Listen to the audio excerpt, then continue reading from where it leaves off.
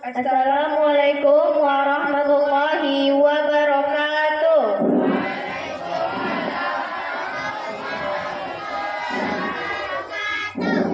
Puji dan syukur atas berkat rahmat Allah yang mana telah memberi kesehatan pada kita semua sehingga kita dapat berkumpul di musola yang kita cintai ini. Salawat berserta salam tidak lupa kita ucapkan kepada Nabi besar kita Muhammad SAW dengan ucapan Allahumma salli ala Sayyidina Muhammad wa ala ali Sayyidina Muhammad.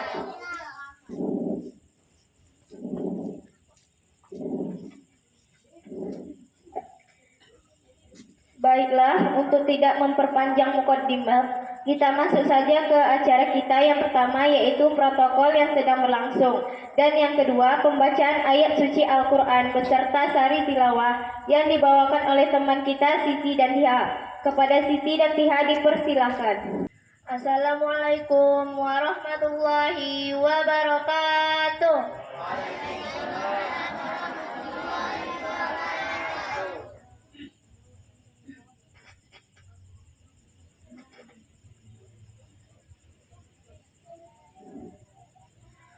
أعوذ بالله من الشيطان الرجيم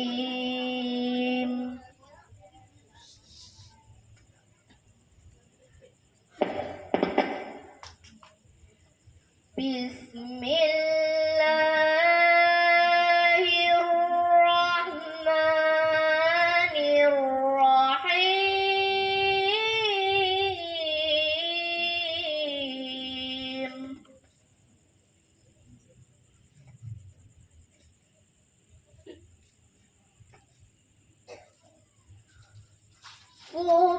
سبحان الذي أسرى بعبده ليلا من المسجد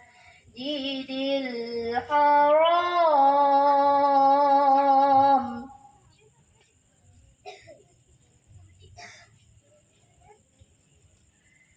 ليلا من المسجد الحرام إلى المسجد الأقصى الذي باركنا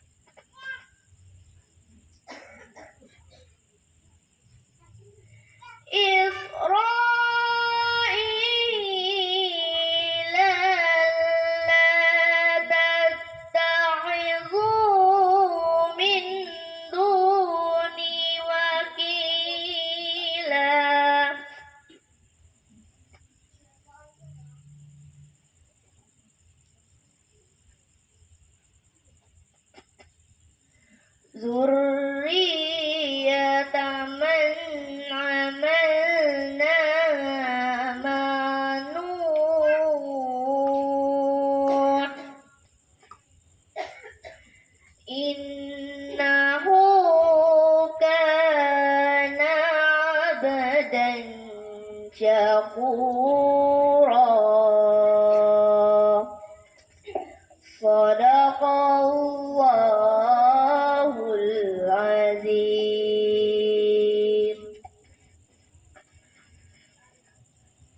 Aku berlindung kepada Allah dari godaan syaitan yang terkutuk dengan menyebut nama Allah lagi Maha Pengasih lagi Maha Penyayang.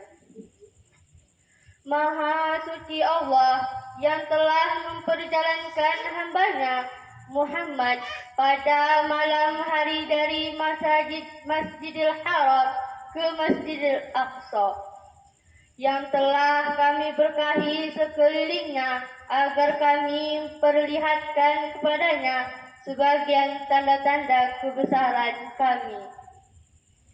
Sesungguhnya Dia Maha mendengar, Maha melihat. Dan kami berikan kepada Musa kitab Taurat dan kami jadikannya petunjuk bagi Bani Israel dengan firman, janganlah kamu mengambil pelindung selain aku. Wahai keturunan orang yang kami bawa bersama Nuh, sesungguhnya dia Nuh adalah hamba Allah yang banyak bersyukur. Maha benar Allah atas segala firman-Nya. Assalamualaikum warahmatullahi wabarakatuh.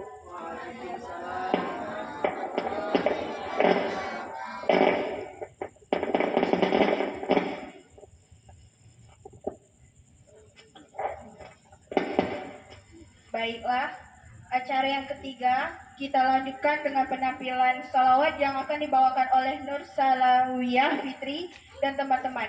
Kepada Nur Salawiyah dan teman-teman dipersilakan. Assalamualaikum warahmatullahi wabarakatuh.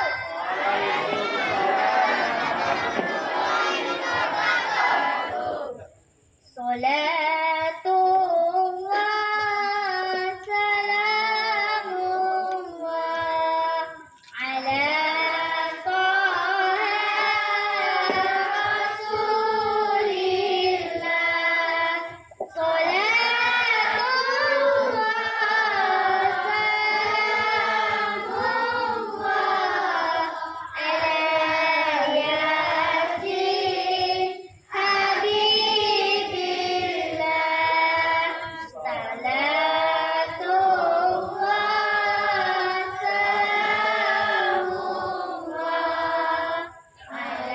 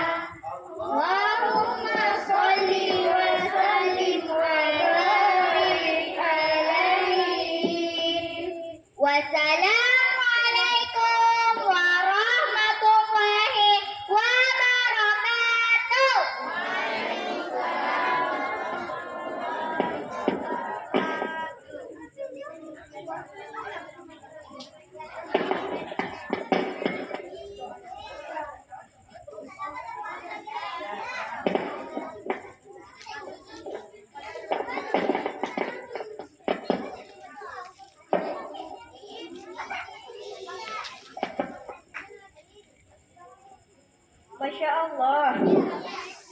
Masya Allah, merdu sekali suara dari adik-adik kita.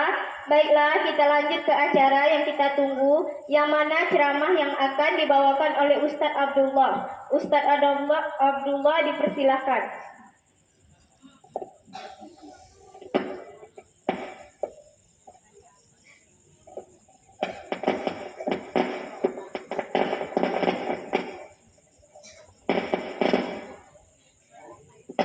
Bismillahirrahmanirrahim. Assalamualaikum warahmatullahi wabarakatuh.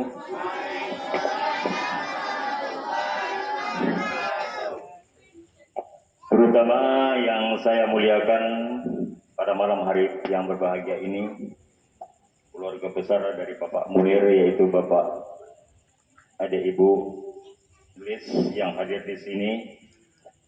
Saya sangat mengapresiasi, bersyukur kepada Allah SWT. Ingin menangis rasanya melihat anak-anak yang sudah banyak belajar di sini. Alhamdulillah atas gagasan beliau dapat mendidik anak-anak di sini. Itu semua tidak lepas dari kerjasama antara keluarga besar Bapak Munir dan saudara kita gurunya, yaitu Budiman, yang telah mendapat hidayah daripada Allah SWT untuk memberikan ilmunya kepada anak-anak yang hadir di sini terutamanya. Alhamdulillah. Bapak Ibu yang saya muliakan, terutama anak-anak yang saya cintai. Beranjak kita daripada ayat yang tadi, Subhanallazi asra bi'abdihi lailan minal masjidil haram ilal masjidil aqsa. Allah Subhanahu wa taala mengatakan yang menurut ulama artinya adalah Maha Suci Allah yang telah memperjalankan hambanya dari Masjidil Haram ke Masjidil Aqsa. Kemudian sesudah itu dimi'rajkan ke langit dalam waktu 1 malam. Kira-kira kalau saya bertanya kepada kita semua, kalau dari sini kita ke Pekanbaru berjalan kaki sampai tidak 1 malam bolak-balik. Nah, menurut logika. Tapi namanya dari Masjidil Haram ke Masjidil Aqsa yang memperjalankan, yang berjalan bukan Muhammad. Di sini aktifnya adalah Allah Subhanahu wa taala memperjalankan hambanya. Hambanya Muhammad diperjalankan oleh Allah Subhanahu wa taala dari Masjidil Haram ke Masjidil Aqsa dan naik ke langit cuma dalam waktu 1 malam. Lebih tidak logika lagi kalau menurut kita. Akan tetapi bisa tidak? Nah, karena bisanya yang memperjalankan Allah Subhanahu wa taala. Kita pun kalau menurut logika seekor semut kira-kira ke Pekanbaru dapat tidak dia berjalan bolak-balik 1 hari? Tidak kan? Tapi bisa. Kenapa bisa? Yang memperjalankannya kita. Umpamanya kita mau berangkat ke Pekanbaru sekarang ini kalau orang yang punya mobil 1 hari bisa bolak-balik, iya kan? Jadi kira-kira waktu kita anak berangkat, ada seekor semut kecil masuk ke kantong. Kita naik mobil, sampailah ke Pekanbaru. Di Pekanbaru begitu begini urusan selesai, maka baliklah ke Dumai balik. Semut tadi masih di kantong. Jadi kira-kira waktu semut itu keluar, dia bilang kepada kawannya, Mut, bilang sama kawannya, aku tadi ke Pekanbaru. Kata kawannya, bengak deh kau. Mana mungkin kau, jangan ke Pekanbaru, Dumai pun pilu pagi tadi pergi. Ini petang ini balik, aku udah Pekanbaru. Begini-begini aku tengok di Pekanbaru, aku sampai di sana jalan sini begini-begini. Bengak di kau ke Dumai pun tak bisa. 1 hari. Jadi logika ini yang memperjalankannya Nabi Muhammad, bukan Muhammad yang berjalan dari Masjidil Haram ke Masjidil Aqsa, akan tetapi Allah Subhanahu wa taala memperjalankan Nabi Muhammad dari Masjidil Haram ke Masjidil Aqsa. Semua itu tidak menjadi, bisa kita katakan logika kita tidak menurut akal sehat kita tidak bisa diterima. Akan tetapi apabila Allah SWT berkehendak, sebagai contohnya itu tadilah seekor semut kecil tidak mungkin pergi ke Dumai PP, pulang pergi 1 hari, merangkak semut kecil sampai ke 1 hari, ke Puak pun udah gelap. Itulah logikanya. Tapi bisa dengan cara perjalanannya itu diperjalankan, bukan dia berjalan. Jadi di sini di dalam hal ini, dalam hal Isra dan Mi'raj ini kita ambil kuncinya aja lah ya. Karena di dalam hal-hal yang kalau naik ke langit Isra Mi'raj begitu ini berjumpa, itulah kadang-kadang maaf cakapnya kebelah anak-anak kecil ini tak nyambung. Jadi berhubung di sini masalah anak-anak ini yang perlu kita didik dari awal, tentunya di dalam masalah pembacaan Al-Quran, di dalam masalah salat itu ya Pak Imam ya, Pak Guru. Jadi saya mohon kepada kira-kira siapa anak-anak yang cepat membuka Al-Quran sebagai dasar kita, karena di dalam segala ibadah kita, ibu-ibu atau bapak-bapak sekalian ataupun sekalian anak-anakku sekalian, setiap perbuatan kita di dunia ini, apalagi masalah ibadah, sudah digariskan oleh Allah Subhanahu wa taala di dalam Al-Quran dan hadisnya untuk mencapai keredaan atau menuju ke akhirat. Bukan tidak ada dasar, semua itu ada dasar. Jadi kalau kepada anak-anak mana apa tadi Quran tolong bisa pegang. Jadi supaya sambil di sini mengaji, supaya nanti paham. Bisa cepat mencari surat. Pak Imam, tolong tandai dulu Al-Baqarah 222, ayat surat Al-Baqarah 222.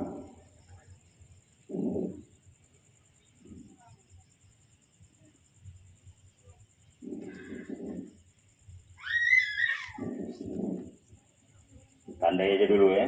Ada beberapa surat nantinya. Udah tahu, udah. An-Nisa ayat 165.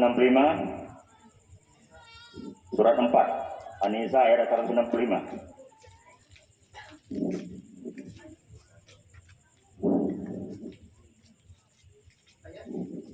An-Nisa 165.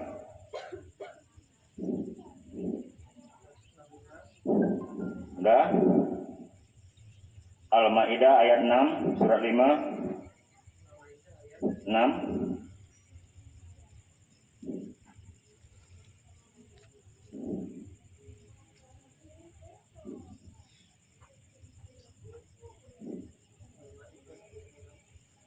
Ya.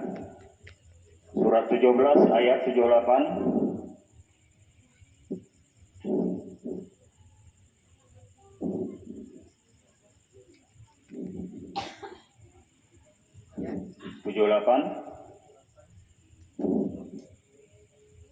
Nah,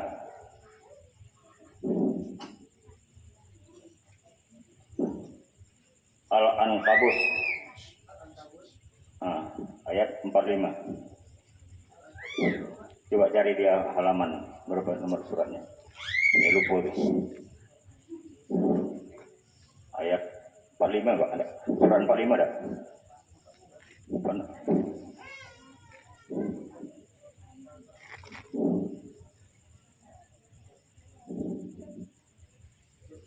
Surat 29 ya. Ayat 45 udah tidak. Kalau tidak silap ya. Surat 29.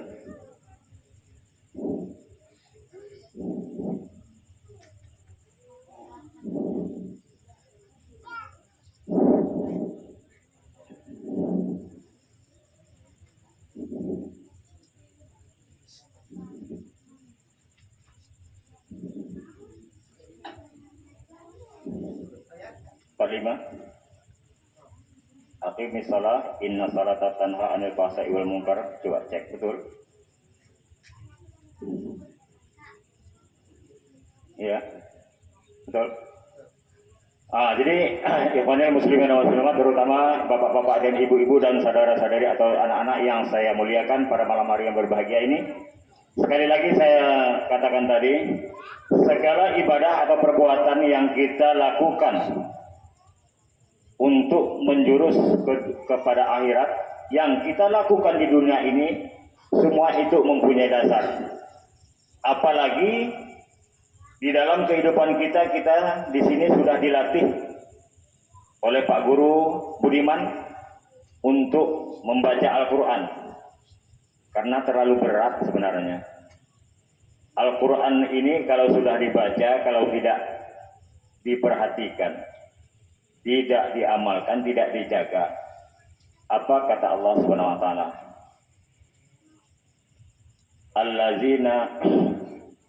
Innal ladzina kafaru bi ayati rabbihim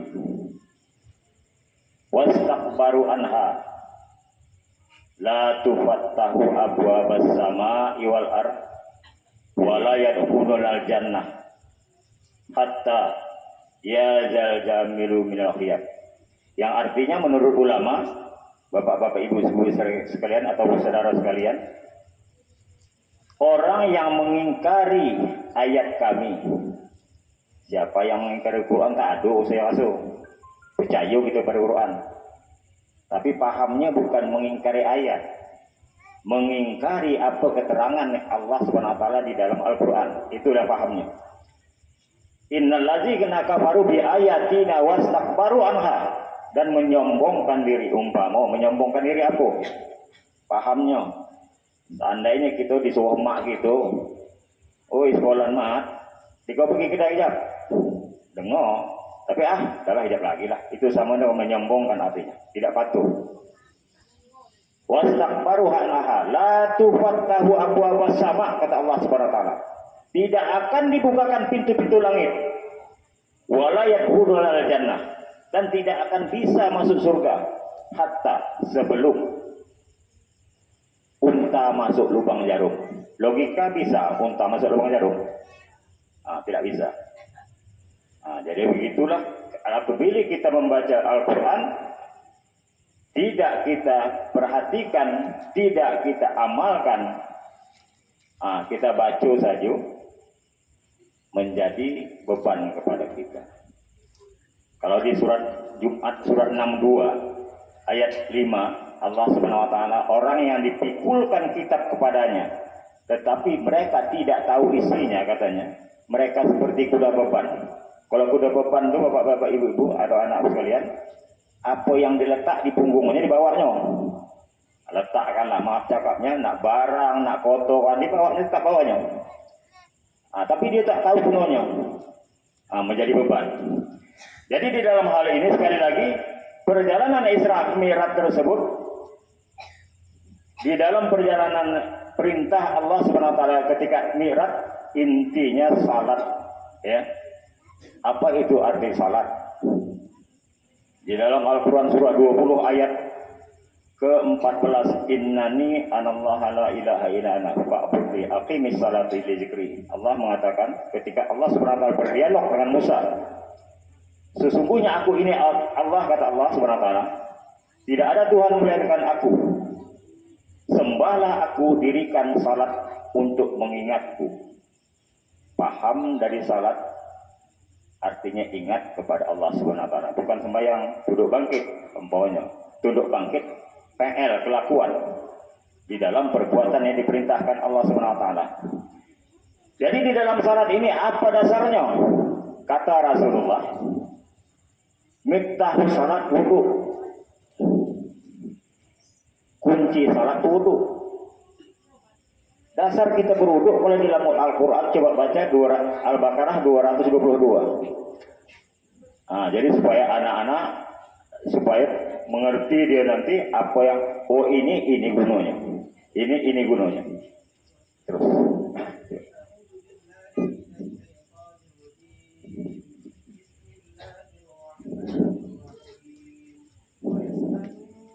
Serat 222.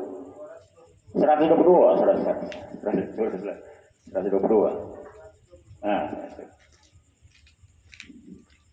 Silap tadi. 122.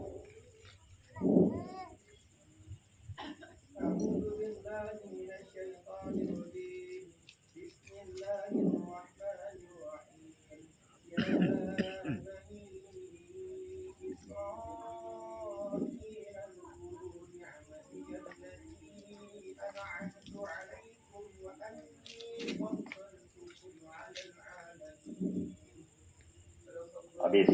Kalau 222 tadi apa? Kalau 222 tadi apa? 222 tadi apa? Yaitu berhubungan dengan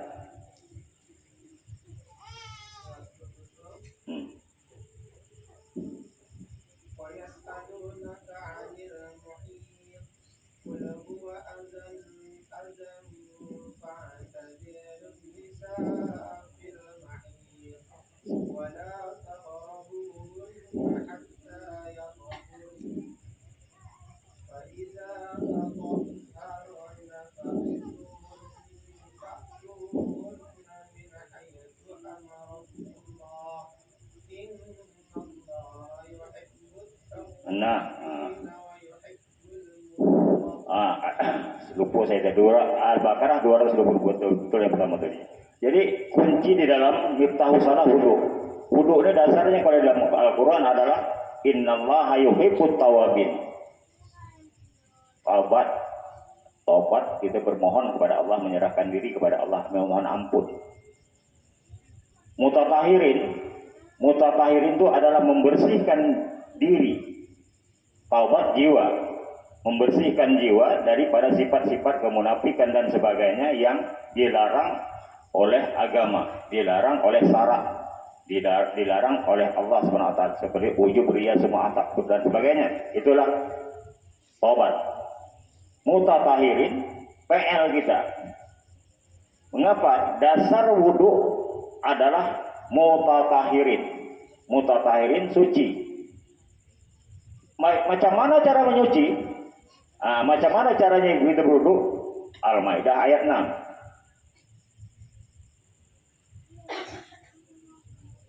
Jadi semuanya itu di dalam Al-Quran, dasar-dasar kita beribadah itu ada ditentukan Allah Subhanahu wa taala dalam Quran, karena Al-Quran ini hudal linnas, petunjuk bagi manusia. Jadi kita tak boleh buat semua sembarangan. Buduk, basuh, caranya aturannya coba. Al-Maidah ayat 6.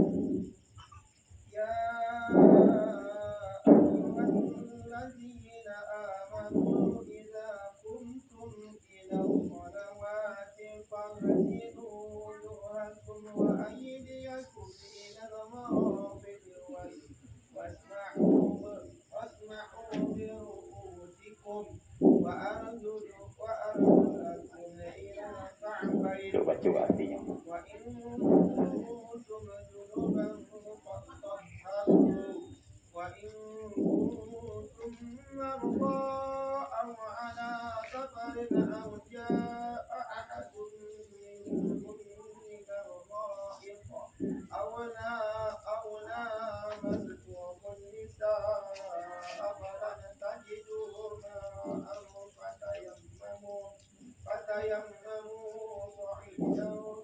Sudah cukup.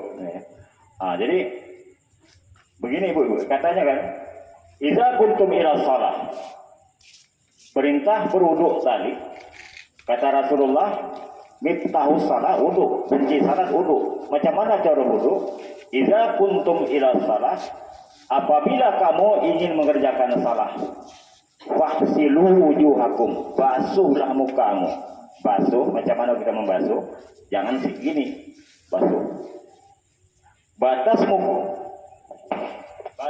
yang harus kita sapu adalah di antara telinga kanan kiri sampai ke bawah dagu, sampai ke bawah rambut. Itu batas, itu wujuhakum.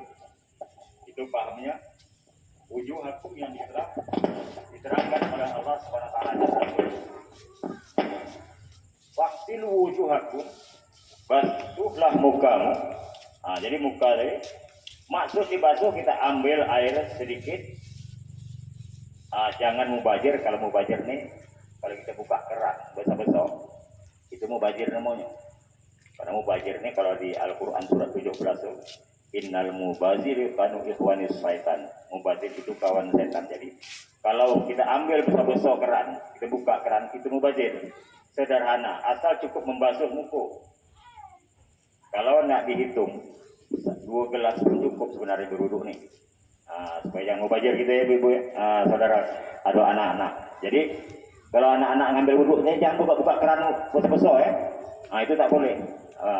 Pertama, kalau satu tong tuh, satu tangki itu bisa 200 orang. Kalau mubazir cuma 100. Jadi 100 orang tuh mubazir jadinya. Itu setan gitu jadinya, tak boleh. Ya, ingat ya. Jadi kalau berwudhu sikit-sikit aja airnya. Yang penting cukup membasuh. Fahsilu wujuhakum wa aidikum. Aidi mana tangan? Ilal marafiq, sampai siku. Dari sini, dari tangan begini. Jangan dari sini, jangan begini.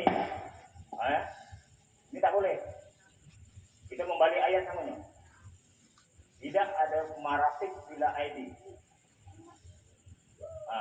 Jadi kata Allah Subhanahu wa taala, fahsilu wujuhakum wa aidikum ilal marafiq. Wa aidiku, aidi itu dari sini, ini tangan. Tangan ini batasnya. Ini nama tangan. Marafiq siku. Jadi kalau kita basuh dari sini, kita sudah membalik ayat, membuat pandai sendiri daripada Allah Subhanahu wa taala. Kalau kita ambil siram, kita buka keran, itu tak boleh. Tak sah wudhu itu. Mengapa? Fungsinya kalau kita di sini di celah-celah kuku ini bisa masuk, di celah jari bisa masuk. Itulah fungsinya, hikmahnya. Jadi sampai siku, kanan kiri ya. Nah, ingat ya. Nah, jangan begini ya, tak boleh. Nah, kemudian wahsilu wujuhakum wa aydikum ila ada wamsahu katanya. Sapu. Jadi kalau di kepala ini sapu kepalamu. Wamsahu biruusikum. Ah, iya. Sapu. Kalau sapu ini air tak perlu banyak. Sikit aja. Buangkan gitu tapu. Asal sapu. Nah, bukan basuh. Nah, kalau basuh banjir kepala tegang. Kalau nak siram, itu kan. Jadi sikit aja. Asal basuh. Di mana basuh di kepala, hilafiah, dimanapun ya asal kepala, di belakang pun boleh. Cuma kalau dapat lengkap. Kalau menurut hadis sunnah Rasulullah, laki-laki dari depan ke belakang, ke depan balik, ke belakang balik. Itu laki-laki. Tapi kalau perempuan cukup dari depan ke belakang aja, atau samping pun boleh. Itu asal di bagian kepala. Itu wamsahu, sapu. Wamsahu birukusikum ilal ka'bain, sampai kaki. Ilal ka'bain, kaki ini dibasuh dengan catatan dibasuh, jangan ada buka keran gitu aja, itu bukan basuh namanya. Kalau kita basuh ikan tuh kan kita bersih kan. Tapi kalau itu cucu namanya, bukan kalimatnya membasuh, itu salah. Jadi kalau basuh, kita basuh kaki dengan celah-celah kaki. Kalau jari lebih baik jari tangan kiri kita membasuh, membasuh ke seluruh kaki gitu, meratakan airnya. Jangan cucu, buka keran, itu tak sah. Itu paham kira-kira beruduk? Anak-anak, pertama aja jaga ya, jangan buka keran banyak-banyak ya. Mesin itu penat hidupnya, menoh kan, kejap aja habis kata mesin. Jadi waktu sesudah kita beruduk maka kita mengerjakan salat. Kapan kita mengerjakan salat? Allah Subhanahu wa taala mengatur di dalam pekerjaan salatnya, bukan jam sebenarnya. Tapi sesudah diatur oleh kesepakatan ulama, khilafiyah boleh memakai jam. Allah SWT mengatur di dalam surat 17 ayat 78. Coba bacakan. Lidulu kisam.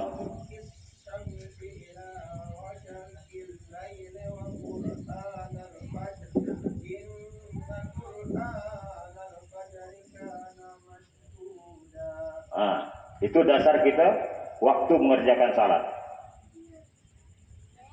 Kata Allah SWT, aqimi salata liduluki samsi ila ghasaqil laili wa qur'an al-fajr. Inna qur'an al-fajr kana mashuda. Dirikan salat sesudah tergelincir matahari.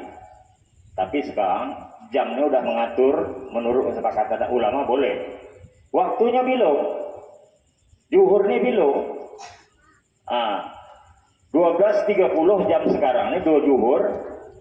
Kalau seandainya kita terlambat jam 3 pun jangan tidak dikerjakan zuhur, boleh masih ada zuhur sebelum masuknya waktu asar. Itu dasarnya. Aqimis salati dulu kisamsi. Dirikanlah salat begitu tergelincir matahari hingga katanya di sana.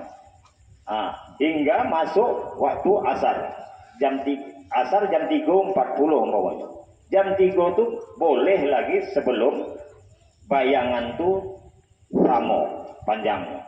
Jadi kalau asar tuh kalau kita tegakkan tongkat, apa saja kayu pun jadi, kita pancangkan gitu, kita rebahkan. Kalau sama masih ada zuhur. Tapi kalau dah lewat sedikit itu udah masuk asar, tak boleh lagi zuhur. Jadi kalau seandainya aku nak sembahyang dah tinggal aku, tapi udah jam 3 dah, tak bisa zuhur lagi, itu belum lagi asar, boleh zuhur lagi. Jadi begitu juga selanjutnya, aqimis salata liduluki isya ila asaqil laili, sebelum masuk malam. Jadi malam tu asar tu batasnya bila? Sebelum masuk maghrib, sebelum terbenamnya matahari. Itu asar. Jam 5:30 atau jam 6 masih ada asar. Tapi jangan disengaja. Itu pokoknya kita dalam pengajian, dalam pokoknya kegiatan yang tidak bisa ditinggalkan. Bukan disengaja, kejap lagi lah. Itu namanya melalaikan. Namanya.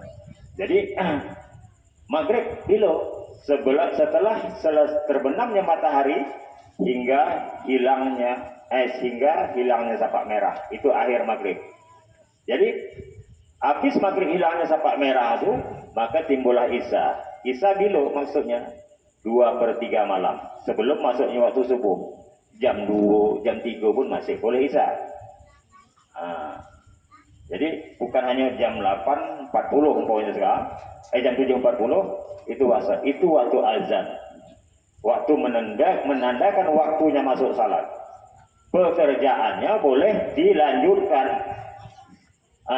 setengah jam, 1 jam, 2 jam, asal waktu itu tidak digunakan untuk yang tidak ibadah, kecuali untuk umpamanya waktu pengajian gitu, untuk ada undangan yang mesti kita hadiri, boleh diundur.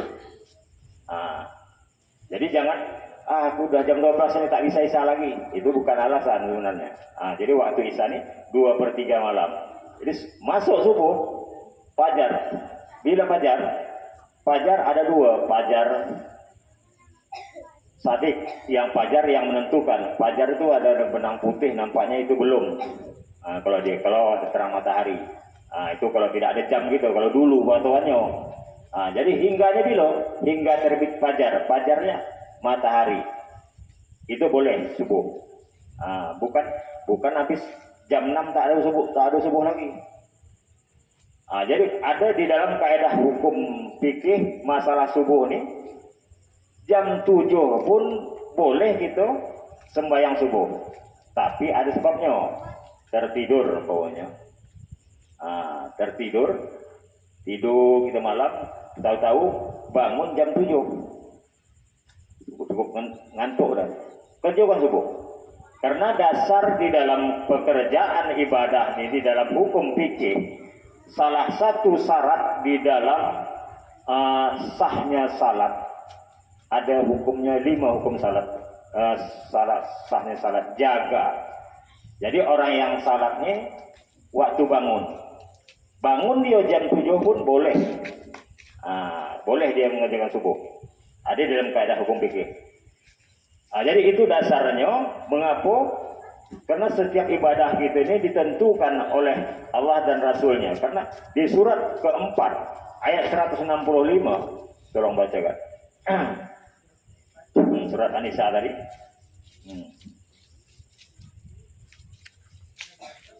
165.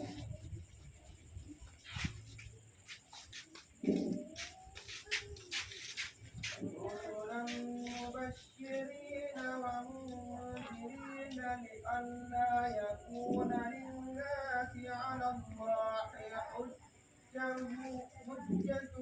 بعد الرسل وكان الله عزيزا حكيما. Rasul diutus kata Allah Subhanahu wa taala untuk memberi kabar gembira. Kabar gembira apa itu? Apabila kita berbuat baik menurut petunjuk Allah dan Rasulnya adalah kenikmatan surga. Munzirin wa munzirin. Wa munzirin itu adalah kabar yang tidak baik. Apabila kita menentang atau membuat peraturan sendiri di dalam hal itu, pokoknya tidak menurut kitab. Aku menurut kata aku dulu begini. Kalau beruduk, begini aja. Caranya buat basuh gitu ya boleh. Aku cakap. Itu tak boleh. Ayah aku cakap gitu. Jadi Rasul diutus untuk menerangkan segala hukum-hukumnya. Li'alla yakunu linnas, agar tidak ada bantahan bagi manusia. Bantah itu maksudnya apa? Ngapa dibuat begini? Aku dibuat atukku, dibuat ayahku begini. Jadi kalau sudah Rasul, Allah dan Rasul yang menyuruh, kalau yang membantah itu perlu kita periksa awangnya. Akal dia perlu kita periksa. Allah dan Rasul tidak salah. Jadi di Allah yaqulu linnas hujjatu ala, agar tidak ada bantahan manusia sesudah diutusnya, sesudah diutus Allah Rasul. Jadi semua ibadah-ibadah itu tidak ditentukan. Jadi apa gunanya? Jadi kalau gunanya salat tadi, surat 29 tadi ayat 45, coba sekali lagi. Ini baru kita terangkan kepada anak-anak ini kan masalah. Coba.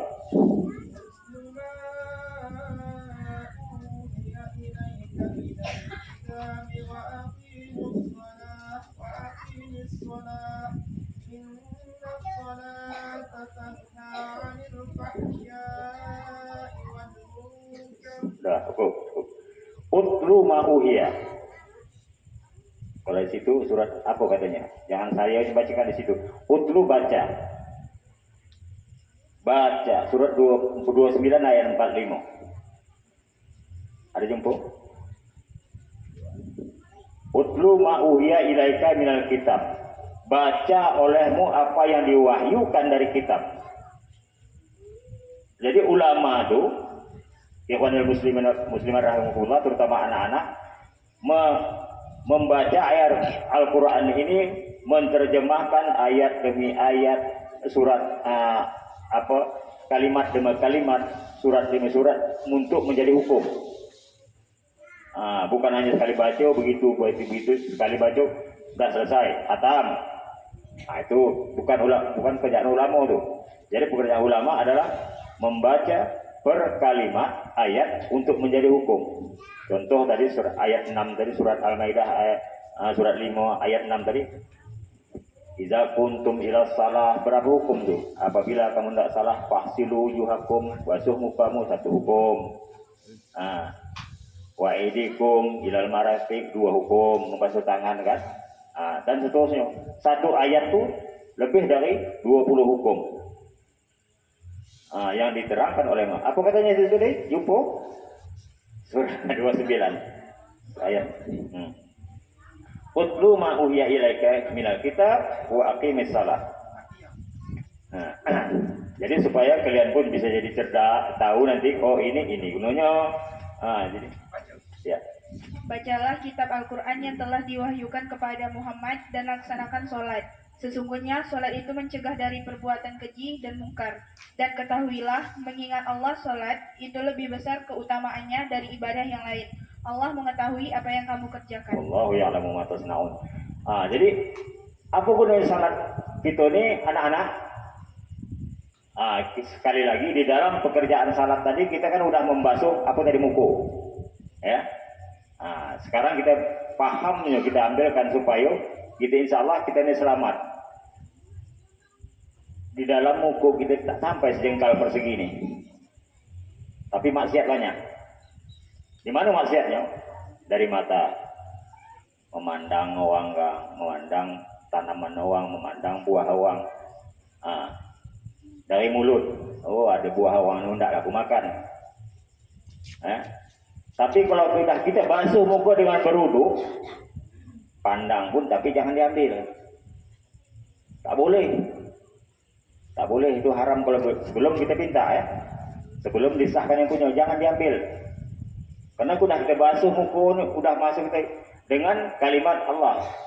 Dengan keterangan Allah. Idza kuntum ila salah fahsilu wujuhakum, di basuh muka. Allah tahu di kau tadi minta. Tekan aku bismillah. Tapi ngapa kau ambil makan orang punya? Itu jangan nanti yo. Tangan.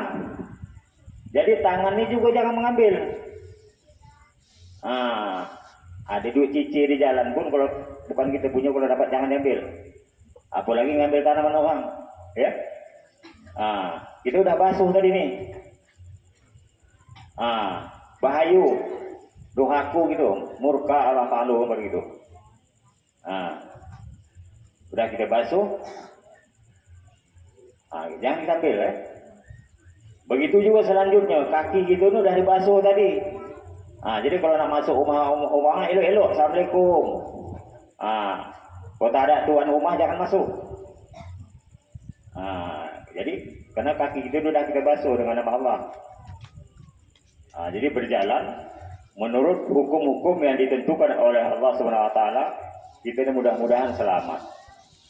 Tapi macam mana caranya? Caranya kita ini kalau nak selamat bersama-sama harus nasihat menasihati. Kalau jumpa kawan umpamanya si Udin nak mencuri, kata si Ahmad, "Mat, Din," kata si Ahmad nih, itu kita udah baca Quran itu, kata Quran begini. Jangan tak boleh tuh. Jangan dibiarkan dia. Ya, ingat tuh. Jadi di dalam pekerjaan di dalam kita membaca Al-Quran ini sekali lagi diperintah Allah Subhanahu Wa Taala kalau di surat 8 ayat 82, surat 4 ayat 82. Apala yatadabbaruna al-Quran, apakah kamu tidak memperhatikan Quran? Itulah suruh diperintahkan Allah memperhatikan Quran ini supaya kita tahu akan hukum-hukumnya. Apa guna Quran ini kita baca. Jadi begitu juga anak-anak baca dan pelajari. Minta bertanya kepada guru nanti, Pak, Budi, apa guru ini apa gunanya sama kami? Jadi nanti bisa dapat keselamatan dengan kita membaca Al-Quran ini. Membaca Al-Quran ini kalau di surat 13 tuh, kalau sudah paham dan bisa menjaganya, kata Allah SWT, mereka akan memberikan atau memasangkan mahkota di kepala ibu dan bapaknya. Jadi kalau tidak memasangkan mahkota ke kepala orang tua, tidak. Tapi dengan cara hafal baca Quran elok-elok, jago. Insya Allah bukan lebih dari naik haji lagi tu, pasangan mahkota masuk artinya terhormat orang tua gitu, tidak tercela. Tapi kalau kita nakal, maafnya kita suka mencuri, kita suka buat tak elok, orang tua kita yang aib. Jadi di samping hal itu tadi membaca Al-Quran ini pentingnya kita membasuh muka, membasuh tangan, menjaga mulut ni tadi dengan yang fahsilu wujuhakum, maknanya banyak kepada orang tua, jangan durhaka. Kalau di surat 17 ayat 23 mengatakan pun tak boleh kepada orang tua. Jadi kalau orang tua nanti, "Oi, Mat, kedai kejap belikan anduk kopi ni. Belikan gula ni. Jangan marah, jangan kejap lagi awak kan kata-kata apa lagi kan? Jangan itu. Jangan pakai lagi. Jadi apa kata orang tua, kata wan awak, jangan tinggalkan HP itu dulu. Bajukan. Jadi kalau HP ini tak buat keselamatan kepada gitu tuh. Jadi perintah berbakti kepada ibu bapa, orang tua itulah yang lebih baik. Jumpa surat 17 ayat 23.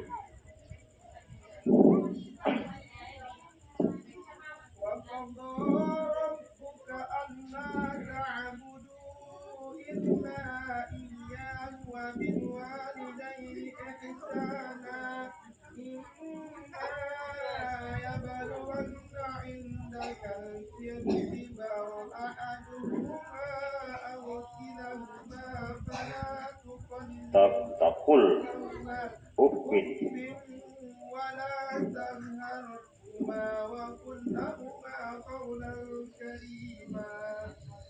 wa qada rabbuka, ketika Allah SWT memerintahkan, Tuhan memerintahkan kepada manusia, kepada orang beriman, Allah ta'budu, jangan kamu sembah, kata Allah SWT, selain aku. Wa bil walidaini ihsana, jadi berbuat baik kepada orang tua. Jadi siapa yang punya orang tua masih bersyukur ya. Bersyukur ada orang tua gitu, masih bersyukur. Jadi yang tidak ada orang tua, doakan orang tua itu setiap maghrib, tabilah, bacakan Fatihah kirim. Tapi bagi yang ada orang tua, syukuri, hormati orang tua itu. Wa qad rabbuka ila wa bil walidaini ihsana illa yaquwana indal kibra. Apabila katanya salah satu orang tuamu di dalam peliharaanmu, au kilahuma atau keduanya, umpama orang tua gitu dah meninggal satu cuma, tapi gitu sering dekat sama orang tua gitu jago dia, hormati dia, apa amarannya, apa perintahnya laksanakan, jangan dibantah. Illa indakal kibara au kilahuma atau keduanya fala taqul lahuma uffin, maka janganlah kamu mengatakan atau kepadanya. Jadi kalau disuruh mak kejap lagi mak, kalau ketak itu berdosa. Percuma kita membaca Allah SWT melaknat gitu lewat Quran yang kita baca. Wala tanharhuma, jangan hardi itu apa artinya? Tak ada gunanya, malu gini aja, itu mah hardi. Wa qul lahuma qaulan karima, berkatalah kepada kedua ibu bapak kita dengan lemah lembut. Jadi kalau ada orang tua gitu, jangan dibentak, jangan begini. Jadi kalau nak dibalas orang tua gitu, tak bisa. Itu nih diasuh orang tua gitu nih. 1000 tahun kita menggendong orang tua gitu nih, seandainya umur kita bisa 1000 tahun. Nak kemana kita pergi, kita gendong di belakang. Bawa di sawah nak sembahyang dudukkan. Tidak akan dapat membalas jasa orang tua. Hayalkan bagi orang tua, mohon maaf, bagi ibu-ibu yang sudah pernah hamil. Kalau di surat 31 banyak ayat di dalam Al-Quran tuh. Surat 31 di ayat yang ke 13. Surat Luqman. Hamalat ummuhu wahnan ala wahnin wa fisaluhu. Macam mana cara orang yang mengandung nak tidur ke sana berat, yang tidur ke sini berat, nak telungkup berat. Saya tak pernah hamil. Cuman saya dapat merasakan macam mana keadaan orang hamil. Ya kan? Dibawa pula bukan hanya waktu tidur. Jadi sesudah bangun tidur, nak masak dibawa juga, nak mandi bawa juga. Jadi kalau sempat begitu juga kita doakan kepada orang tua, ya Allah. Jumpa surat 31 ayat 13 coba. 14.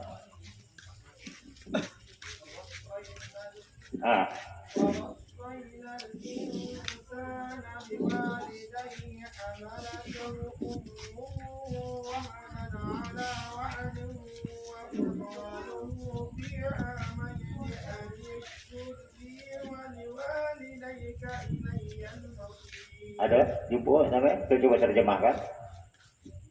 Wa wasaina. Iya. Diwasiatkan ya. Wa wasaina diwasiatkan kepada wanita. Terus baca. Dan kami perintahkan kepada manusia agar berbuat baik kepada kedua orang tuanya. Ibunya telah mengandungnya dalam keadaan lemah yang bertambah-tambah dan menyampihnya dalam usia 2 tahun. Bersyukurlah kepadaku dan kepada kedua orang tuamu, hanya kepada aku kembalimu. Lemah di atas lemah. 3 bulan, 4 bulan, sampai 9 bulan. Bertambahlah. Tidak cukup itu. Wa fisaluhu fi amaini, menyapihnya dalam 2 tahun. Sudah lahir. Bukan tanggung. Sudah lahir, nak lahir itu bertahun nyawa. Jadi bertahun nyawa sesudah lahir pun bukan tanggung. Nangis gitu dari kalau di dalam lagu. Kalau di dalam lagu yang dibawakan Ahmad Baki. Nama lagunya kalau tidak silap saya apa tuh? Lupa pun saya jadi yang lagunya begini, burung dara terbang berempat. Ya tahu kan? Bagi ibu-ibu yang rebana tahu lah, burung dara terbang berempat, terbang tinggi di atas angkasa. Apabila anda selamat, Itu bait yang selanjutnya bukan tanggung. Ayah bunda wajib hormati, perintahnya wajib turutkan. Nah, jadi itu saja kalau di hebat kerjanya ibu seorang ibu nih. Dari kecilmu coba ingati katanya hingga besarmu ia jagakan.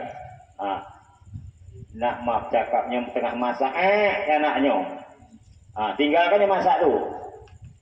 Anak tengah mandi. Sibuk selesai mandi. Menjago anak. Jadi anak-anak di sini dengan membaca Al-Quran sekali lagi perhatikan betul-betul, belajar kepada guru betul-betul. Walaupun satu ayat satu malam dipelajari itu lebih berkah daripada 2 lembar 3 lembar. Karena perintah di dalam Al-Quran sekali lagi apa? Surat 38 ayat 29 Allah Subhanahu wa taala berfirman, "Kitabun anzalna mubarakun liyadabbaru ayati liyatazakkaru ulul albab." Kitab yang kami turunkan kata Allah Subhanahu wa taala menjadi berkah bagi kamu jika kamu memperhatikan ayat demi ayat dan kamu pikirkan dengan akal yang sehat. Jumpa ayat 29.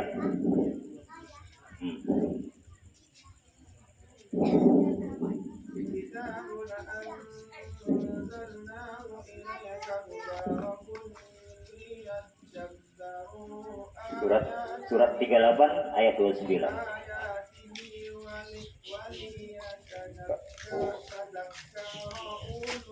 Al-Bab. Aduh, ayat 29. Coba.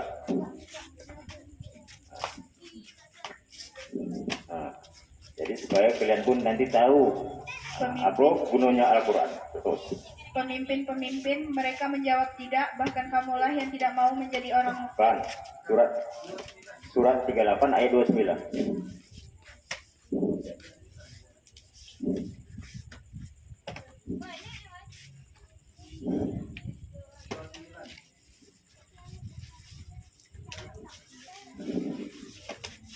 Surat 38 jumbo.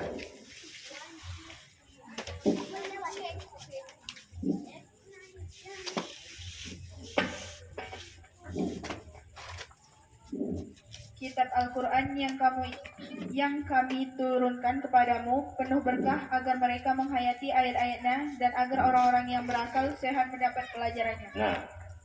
Jadi bukan diperintahkan membaca Al-Quran untuk beradu cepat tamat, cepat hatam, tidak. Jadi kalau sudah hatam jangan senang dulu ya. Jadi kalau udah hatam jangan senang, ulangi balik. Perhatikan supaya sekali lagi kalau dapat memahaminya nanti memakaikan apa tadi mahkota kepada kepala orang tua gitu. Jadi mudah-mudahan dengan gitu, dengan anak-anak nanti membaca Quran tidak mengkhianati Al-Quran atau kata Allah Subhanahu wa taala tadi tidak akan bisa masuk surga sebelum unta masuk lubang jarum. Jadi jago itu tak mungkin unta masuk lubang jarum. Yang kata Allah Ta'ala Subhanahu wa taala itu adalah yang mengkhianati atau yang tidak memperhatikan Quran. Kita baca macam sembahyang tadi. Sembahyang diperintahkan Allah Subhanahu wa taala, "Inna salata tanha 'anil fahsya'i wal munkar." Salat perintah Allah mencegah keji. Berapa perbuatan keji? Perbuatan keji itu adalah hasud, hasad, dengki, khianat dan sebagainya. Itu keji. Itu tidak nampak. Dari dalam jiwa kita, dalam hati. Mungkar adalah pekerjaan yang nampak, mencuri dan sebagainya. Berdusta, pokoknya aku begini tadi. Di mana kau? Awak di pantai. Aku di Pelintung. Itu mungkar, itu perbuatan mungkar. Jadi tak guna. Jadi kalau perbuatan orang yang salah ini tidak akan dia terhindar dari keji dan mungkar. Jadi macam mana caranya juga sekali lagi berusaha untuk menghilangkan perbuatan mungkar ini adalah dengan saling menasihati. Jadi karena masalahnya kan Kalau kita yang berbuat mungkar, curi umpamanya, kalau tidak ada yang nasihati ini mungkin awak hanya takut, oh tak ada tuannya. Nah, Tuhan tidak nampaknya kan. Nah, tapi kalau itu ada kawan, paling tidaknya kawan ini tahu, salah, itu tak boleh. Nah, kata kawan, ada artinya saling menasihati, itu lebih baik juga. Nah, jadi kalau itu dengan hafal begini, dengan tahu kita akan paham Quran, mudah-mudahan menjaga perbuatan-perbuatan itu agar selamat, karena terlalu banyak. Jadi begitu juga di dalam hal untuk ibadah. Al-Quran ini sekali lagi, apabila kawan-kawan adik-adik nanti membaca Quran di sini, jangan ada yang bercakap. Dengan jin takut tidak? Takut? Nah, jadi kalau orang yang membaca Quran nanti, pokoknya ini membaca Quran, jika bercakap, jika induk jin. Tak tahu. Coba buka surat 42 ayat 29, 46. Surat 46 ayat 29.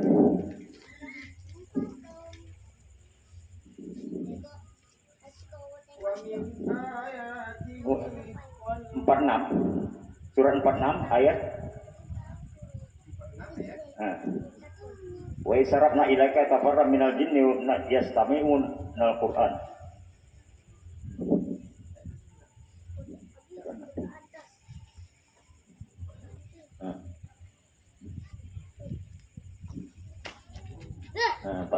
Salah.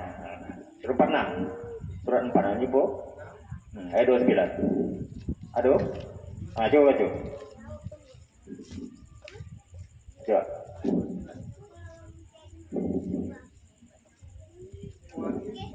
Nah. وإذ صرفنا إليك نفرا من الجن يستمعون القرآن فلما حضروه قالوا أنصتوا فلما قضي ولوا إلى قومهم منذرين.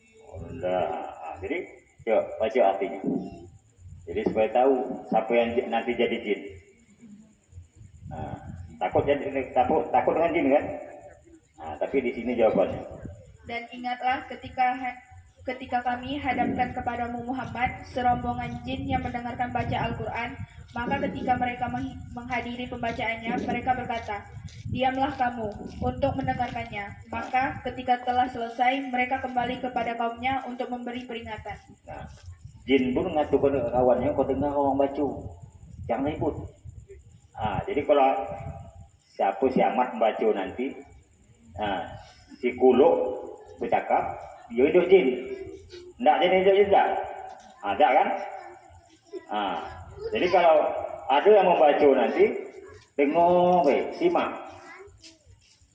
Ya? Kalau tidak jadi jin. Takut kan? Jadi kata jin itu diam katanya.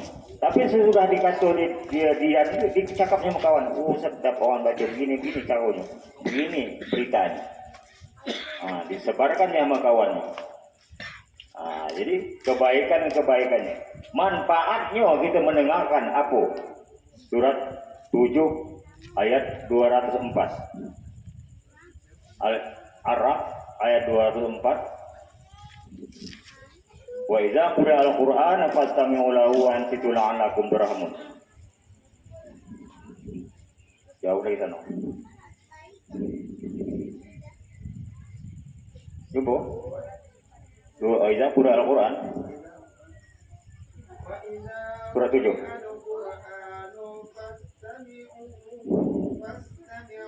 Surat 7 ayat 204. Ya.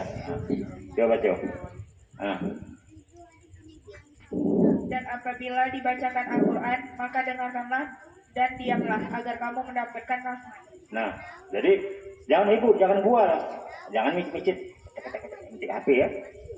Jadi ada kawan awak baca dengar simak. Mudah-mudahan ada rahmat, tetapi kalau micit HP dapat dosa. Tidak dosa aja. Jadi kalau ada rahmat tuh kan nanti berkahnya masangkan mahkota nanti kepada orang tua. Nah kan? Dia terhormat orang tua. Oh ini anak si Polan, elok dia baca Quran. Elok dia, jadi orang elok dia. Nah itu kan?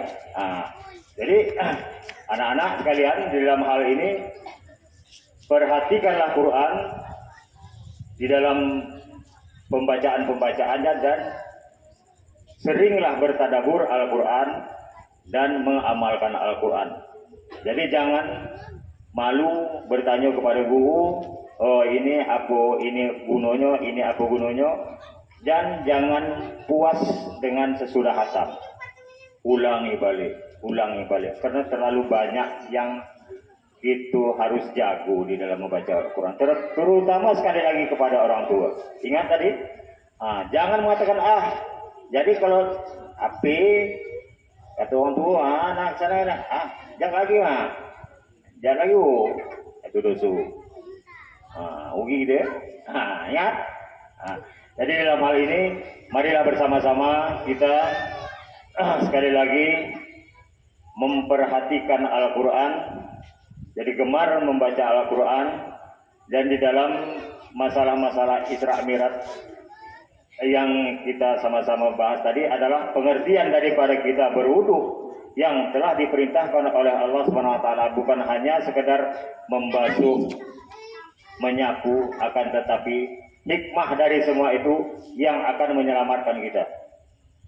Jadi mudah-mudahan dengan kajian ataupun ceramah singkat ini mudah-mudahan mendapat berkah bagi kita semua dan mendapat pelajaran dan tuntunan untuk kita semuanya. Sekali lagi saya mengucapkan ribuan terima kasih terutama kepada keluarga besar Bapak Koneng dan kepada Bapak Budiman yang telah susah payah meluangkan waktunya dari satu murid hingga begini banyak. Alhamdulillah. Semoga sekali lagi kita doakan kepada Allah SWT, Bapak Budiman senantiasa diberikan Allah SWT kesehatan dan keselamatan dan berikan taufik dan hidayah dan mendapat berkah bagi keluarganya. Amin ya rabbal alamin. Billahi taufiq wal hidayah. Assalamualaikum warahmatullahi wabarakatuh.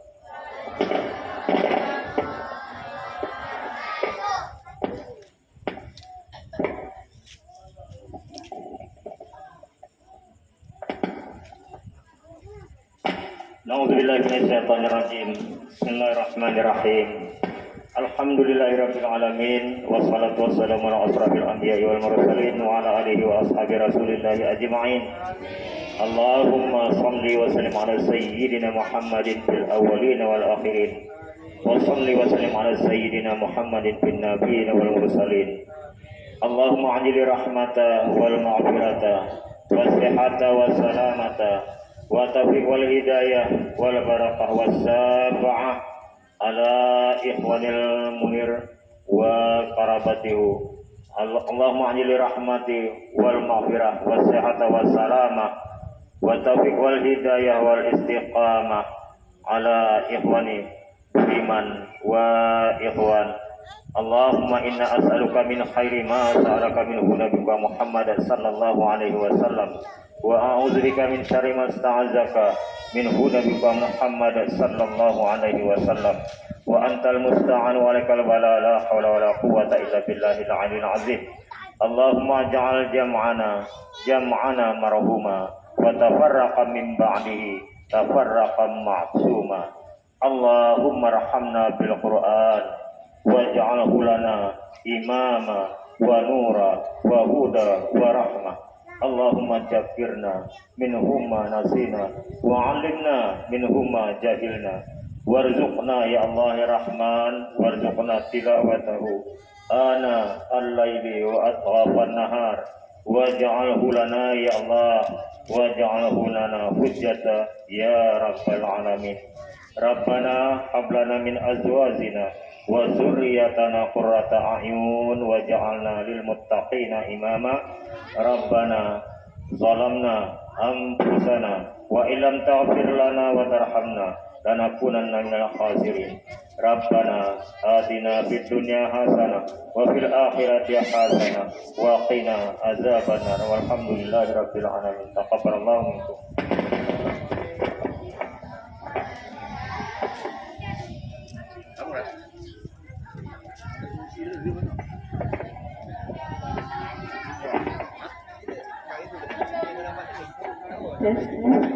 Alhamdulillah, dengan berakhirnya ceramah yang dibawakan oleh Pak Ustadz, maka berakhir pula acara kita pada malam hari ini.